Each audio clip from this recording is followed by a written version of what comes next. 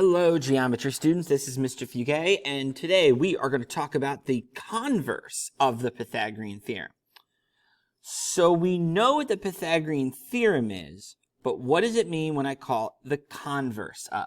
Well, the converse is actually a mathematical term that is used when we write statements or sentences that use the term if-then. For example, if it is July 4th, then it is Independence Day. So one thing leading to another. So you read the first statement and it leads to the other. So an if-then statement, if you take the two things I just said, I said if it is July 4th, then it is Independence Day. And I flip it and I say if it is Independence Day, then it is July 4th. What I just did is I took the converse of that first statement. So a converse statement is an if-then statement where the conditions are reversed. Now, here are two mathematical examples, and it's really important to note down here where I say sometimes converse statements create true statements or they create false statements. That's as far as we're going to go in this video, but here's example one. So this is a true statement. If two angles are a linear pair, then we know they are supplementary. Okay, that's a fact. That doesn't change. What I'm going to do is I'm going to take this first part, move it to the end, take this second part, move it to the first part. And when I do that, we get a new statement. It says, if two angles are supplementary, then they are a linear pair. Now, the fact of the matter is that this converse statement is actually false, because this statement would be implying that any two angles that are supplementary must be a linear pair. And that just isn't true, because I can draw an angle right here and then an angle right here. Those two angles are indeed supplementary, because if I move them together, let me get my lasso tool here. Okay, they make that straight line, but they aren't adjacent, which breaks the definition of linear pair. So that particular converse is false. Now, if we read the next one, if two lines are parallel, then the alternate interior angles are congruent. Once again, that is a true statement. So what we're going to do is we're going to take this and we're going to move it and flip it again, just like we did in the first example. If alternate interior angles are congruent, then the lines are parallel. This converse statement is true. So, and in summary, converse is when you take the statements of an if-then sentence and you switch the order. What we're going to do in this video is we are going to take the Pythagorean theorem, we're going to flip it on its side, we're going to flip it around, and it's going to teach us some new things that we can do with it. So, at this point, what I would like you to do is take a look at this link below. This is a discovery of the Pythagorean theorem converse. What I want you to do is answer these three questions.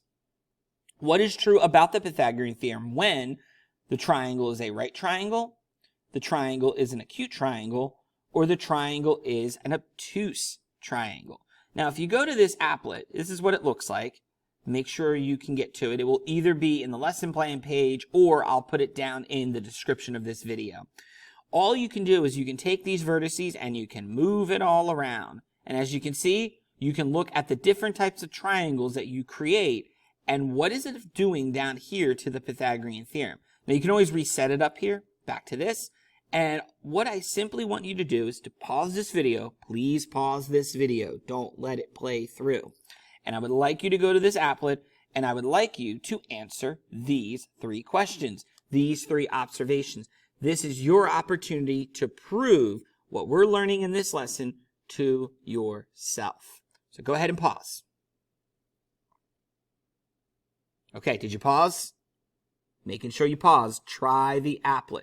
Don't let me rob you of this learning opportunity because I'm about to tell you the answer to it all. One last chance. Pause the video. Try out the applet. All right, I warned you. Here we go. A right triangle. No surprise that when you look down at the Pythagorean theorem that we took the 2a, the b, the legs, and you added them up when you square them, and it actually equaled the 10. 8 squared plus 6 squared does indeed equal 10 squared.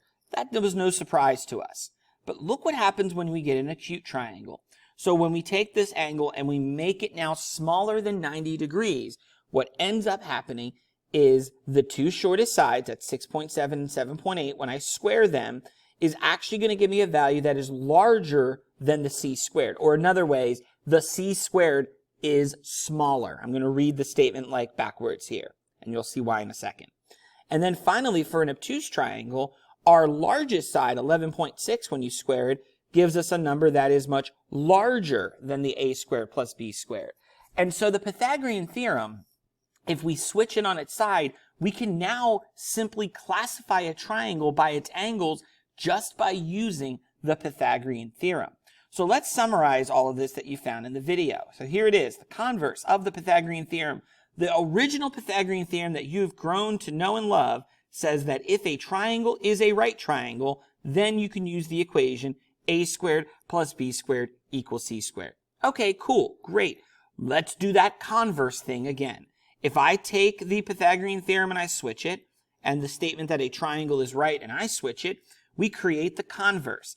If a squared plus b squared is equal to c squared, then the triangle is a right triangle. So you can now classify a triangle as right. Now you probably already knew this. You probably intuitively knew the converse of the Pythagorean theorem at this point. But it's these two new statements here below that we're going to change the game. So now what I did in these is I took the c squared and I wrote it first. And that's really just going to help me remember this. If c squared is smaller than a squared plus b squared, if c squared, the longest side, is small, then that means that the triangle is acute. If c squared is big, if c squared is bigger than a squared plus b squared, then the triangle must be obtuse. So you see, it's all about the size of c. If c is equal, it's right. If c is small, it's acute. And if c is large, it is obtuse. And the last thing I want to mention before we do a few examples is that c, we're defaulting c as always being the longest side in every single scenario. So that's how we're actually going to answer these examples below. I'm going to look at these, and I'm going to first identify what my c is. My c is going to be 17 here. So what I'm going to do is create a Pythagorean theorem. I'm going to say 17 squared. So I'm writing c squared first. And that's just to help me remember these relationships. I'm going to put a question mark because we don't know if it's equal, greater, or less yet. And then we're going to do 12 squared plus 9 squared. Okay, so when we take 17 squared, that's going to give me 289. When I take 12 squared plus 9 squared, that's 144 plus 81. That gives me 225. This now will allow me to be able to put an equality symbol. It appears to me that 289 is bigger than 225. This means that c squared is large. And what that's going to imply is that this is going to be an obtuse triangle. So Pythagorean theorem tells me now what type of triangle I can classify by its angles. This is an obtuse triangle.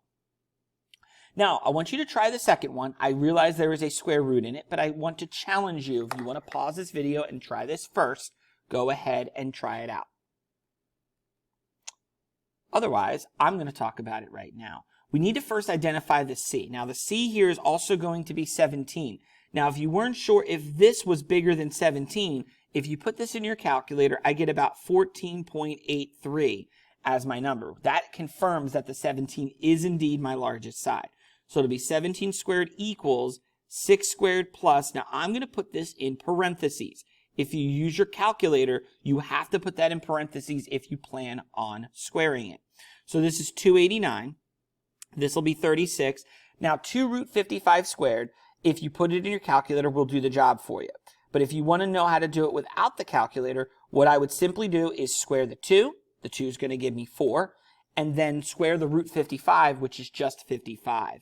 That's going to give me 220. And so when I add the right-hand side together, 36 plus 220, it's going to give me 256. And just like the first example, 289 is going to be bigger than that.